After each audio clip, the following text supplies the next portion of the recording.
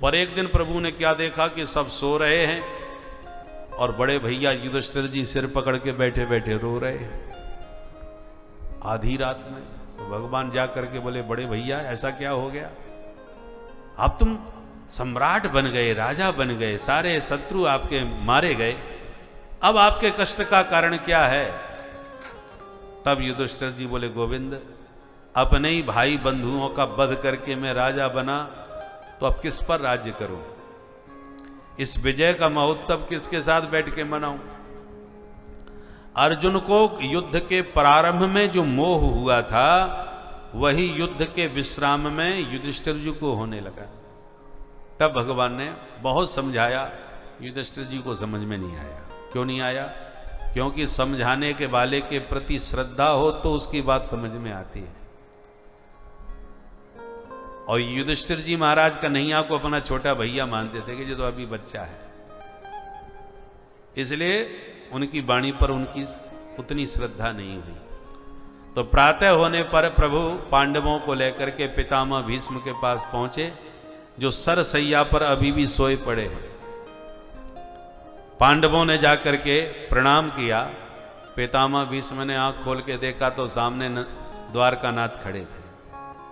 तो देखते ही मुस्कुरा गए, बोले, हे बंसी बारे आप आ गए। आपकी प्रतीक्षा में ही पड़ा था इन बाणों की सैया पर कि जब तक आप नहीं आओगे मैं जाने वाला नहीं था। अब आप आ गए हो तो एक निवेदन सुन लो हमारा। कहो दादाजी। बोले, सदैव देवो भगवान प्रतीक्षता कलेवरम यावदिदं हिनोम्यहम् प्रसन्नः सारुणलोचनो लसन् मुखाम्बुजो ध्यान पतश्चतुर्भुजः। हे प्यारे बंसी वारे, अहम यावद इदम कलेवरम न हिनोमि तावद भगवान प्रतीक्षता। जब तक इस शरीर को त्याग करके संसार से विदा न हो जाऊं तब तक आप ऐसी खड़े प्रतीक्षा करना, मुझे छोड़ के मत जाना। भगवान ने मन में सोचा, जी अच्छी ड्यूटी लगाई।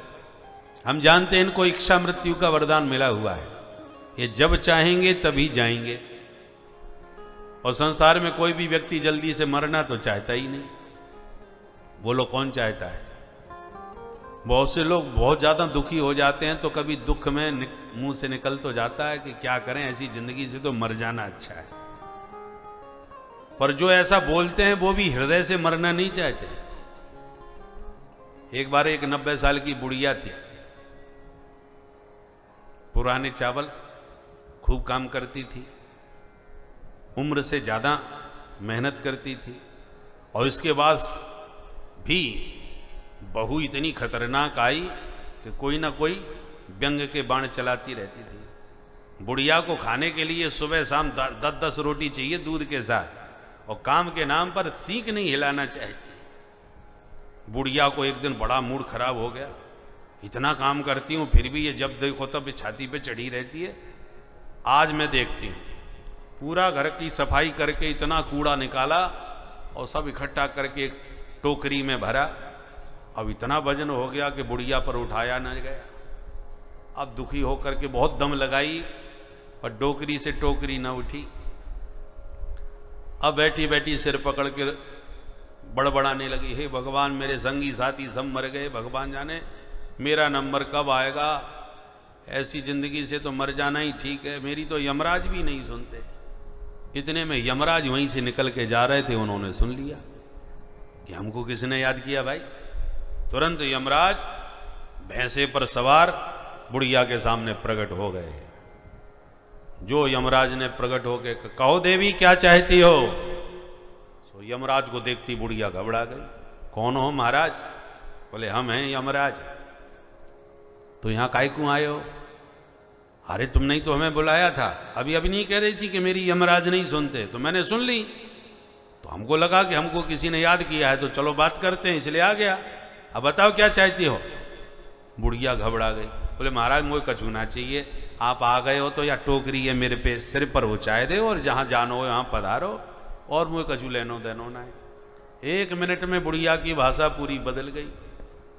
मौत को देखते ही सबके मस्तिष्क चकरा जाते हैं।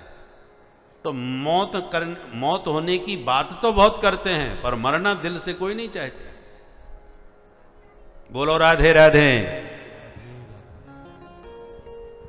तो भगवान ने मन में सोचा कि दादाजी कह रहे हैं कि जब तक हम ना जाएं तब तक आप यूं ही खड़े रहना, और इन्होंने 2-4 महीने के लिए कार्यक्रम कैंसिल कर दिया तो हमारी तो लंबी ड्यूटी लग गई, कब तक खड़े रहेंगे। तो भगवान बोले ठीक है दादाजी। भीष्म बाबा बोले सुनो महाराज, ये लटका हुआ मुनि देखना है। प्रसन्न हासारुण लोचनोल्लसन, जब तक खड़े हो प्रसन्न मुद्रा में बस ऐसे ही मुस्कुराते रहो। माधव मुस्कुरा गए और उनकी मुस्कान देखते ही पितामह भीष्म के शरीर की सारी पीड़ा जाती रही। धर्मराज युधिष्ठिर जी ने पितामह भीष्म से बहुत सारे प्रश्न किए। उनका विधिवत उत्तर पितामह भीष्म ने दिया। राजधर्म, दान धर्म, मोक्ष धर्म, स्त्री धर्म, सनातन धर्म के सारे मर्म समझा दिए, जिसको समझकर सुनकर पितामह भीष्म के उपदेश से धर्मराज का संपूर्ण शोक समाप्त हो गया। पितामह भीष्म को लगा कि अब प्रभु से ज्यादा प्रतीक्षा कराना ठीक नहीं, चलना चाहिए, ऐसा बानक वीर नहीं बनेगा। तब जाने से पहले भगवान के चरणों में कुछ तो पुष्पांजलि चढ़ाऊं, पर पुष्पांजलि के लिए पुष्प लेने कहां जाऊं, इसलिए उन्होंने शब्द सुमन ही समर्पित किए। शब्दों को सुंदर छंद में, और छंद का नाम है पुष्पताग्र्या छंद। तो पुष्पांजलि के लिए पुष्पताग्र्या छंद में बद्ध होकर के बहुत प्यारी स्तुति पितामह भीष्म ने गाई। बाबा की स्तुति बहुत प्यारी है, कुछ छंदों में श्रवण करें। पितामह भीष्म गा रहे हैं। इस प्रकार से पितामह भीष्म ने बहुत प्यारी स्तुति गाई। पितामह भीष्म की स्तुति का शुभारंभ इति शब्द से हुआ, जबकि इति शब्द विराम में लगाया जाता है, अंत में इति का प्रयोग होता है, प्रारंभ में अथ शब्द का प्रयोग होता है। इति का शुभारंभ में प्रयोग क्यों किया? क्योंकि पितामह भीष्म कहना चाहते हैं कि प्रभु अब मेरे इन शब्दों की इति समझो, मैं अंतिम शब्द आपसे बोल रहा हूं, इसके बाद कुछ बोलना नहीं। इन श्वासों की भी इति है, इस जीवन की भी इति है, और आपके मुख चंद्र का दर्शन करके शरीर त्याग के जाऊंगा तो हमेशा के लिए आने जाने की ही इति है, लौट के ही नहीं आना इस संसार में। पर इन सब की इति करने से पहले एक निवेदन आपके चरणों में करना चाहूंगा। क्या? बोले अपनी बेटी को कुंवारी छोड़ के मरना नहीं चाहता, बिटिया के हाथ पीले हो जाएं तब हम इस संसार से जाएं। भगवान मुस्कुरा के बोले दादाजी हाथ तो तुम्हारे ही पीले नहीं हो पाए, तुम ही कुंवारे बने बैठे हो। बोलो राधे राधे। तो जब तुम्हारा विवाह नहीं हुआ तो बिटिया कहां से आएगी जिसके विवाह की चिंता है? पितामह भीष्म कहते हैं प्रभु जिनके बच्चे नहीं होते वो गोद ले लेते हैं। मैंने तो विवाह किया नहीं, बिटिया है नहीं, इसलिए एक बेटी हमने गोद ले ली। क्या नाम है बिटिया का? बोले इति मति। ये जो मेरी मति है, मति मानी बुद्धि, मैंने अपनी मति को ही अपनी पुत्री मान लिया है, परंतु मुझे मेरी मति का आज तक कोई पति समझ में नहीं आया जिससे इसका विवाह कर दूं।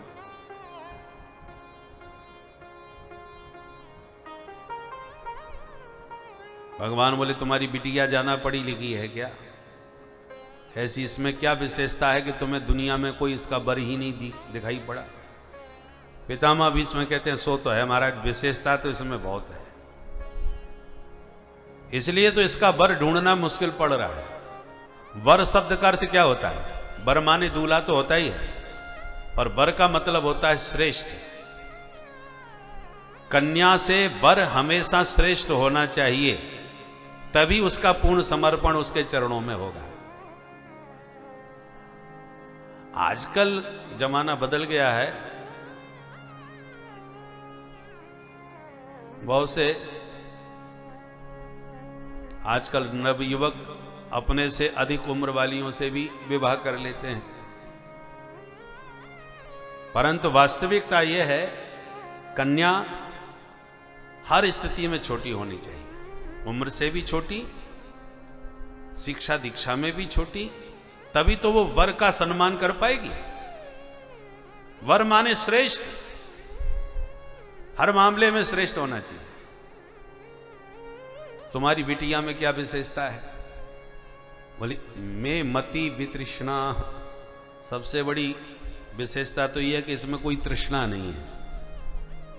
वित्तेषणा, पुत्रेषणा, लोकेषणा, सभी तृष्णाओं से मुक्त मेरी मति है, इसलिए मुझे इसका पति कोई समझ में नहीं आता। भगवान बोले तो कहना क्या चाहते हो ये बताओ। बोले बस यही कहना चाहता हूं कि मेरी मति को आप ही अपनी श्रीमती बना लो। बोलो राधे राधे। क्योंकि मेरी मति आपकी बनेगी श्रीमती, आप बनेंगे इसके पति, तो ये आपके चरणों में करेगी रति और मुझे भी मिल जाएगी फिर सदगति। मैं भी आपके चरणों में पुत्री का समर्पण करके निश्चिंत होकर के संसार से विदा हो सकूं।